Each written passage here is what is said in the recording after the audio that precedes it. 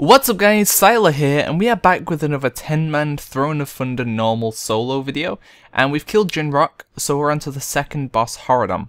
Now, this is a mount boss, meaning if you kill it, you'll have a chance of getting a mount, so it is one of the targets for this solo, but it isn't, there is another boss that drops a mount a bit further in as well, so preferably you want to go all the way up to G-Kun, but if you can only do it up to Horridon, that's still fine, you know, you've still got a chance of getting a mount every week.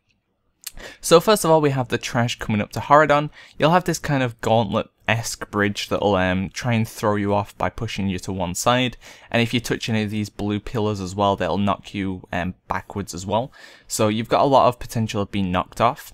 As you cross the bridge as well, you'll pull these tormented spirits, and they'll put a healing reduction debuff on you, so be a little bit careful of how much damage you take, and how long it takes you to kill them, because, you know, if you've got low damage, you might struggle to kill them before you can no longer heal yourself.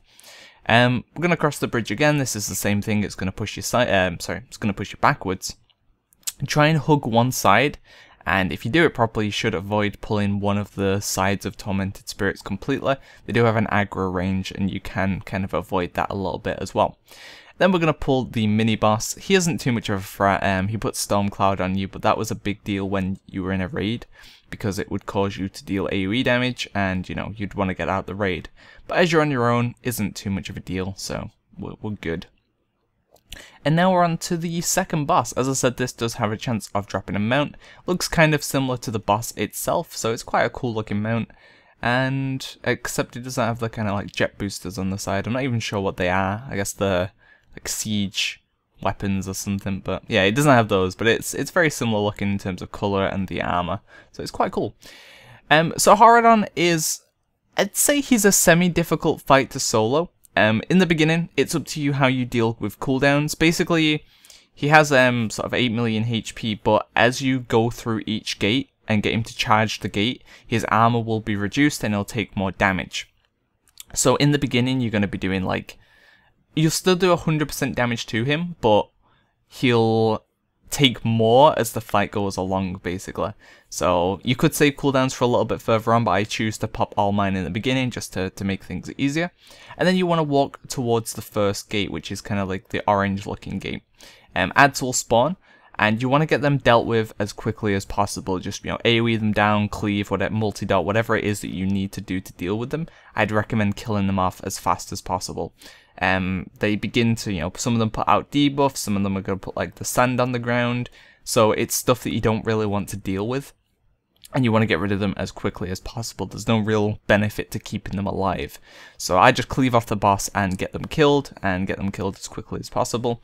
He'll do this kind of double swipe as well, which you want to move out of. You have plenty of time to do so.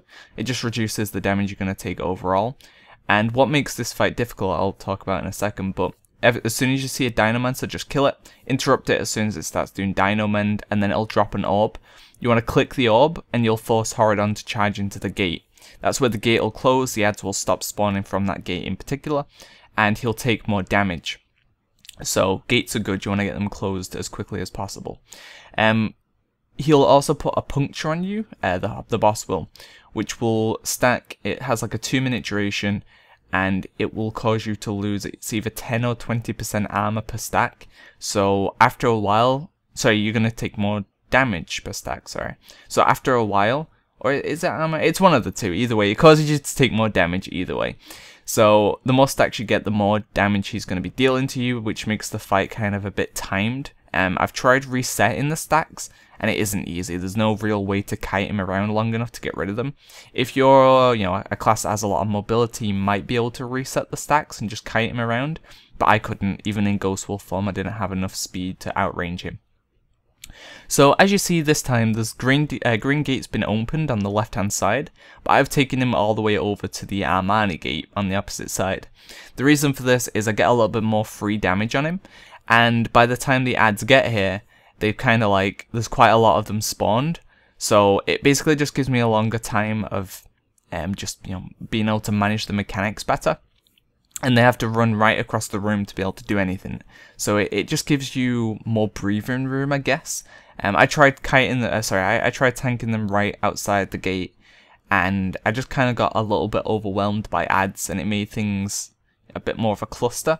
But making them run across the room just made things feel easier for me overall. And this will also help when the kind of mini boss spawns as well, as he'll have to run all the way across the room once again. Now, as you see, the Dinomancer is out and he's channeling the beam, and I leave him to channel that for a little bit too long. You don't want that to happen. He shouldn't really cast at all. So as soon as you see Dinomancer has come out, switch to him, get him killed, use the orb once again, force him to hit the gate, and then as soon as, while he's hitting the gate, I'd recommend clearing out all the other ads. So he's going to run all the way over there. You get some free time to kill off all these ads. You know, the boss isn't anywhere near you. You can kill off the ads, get everything set up for the next phase.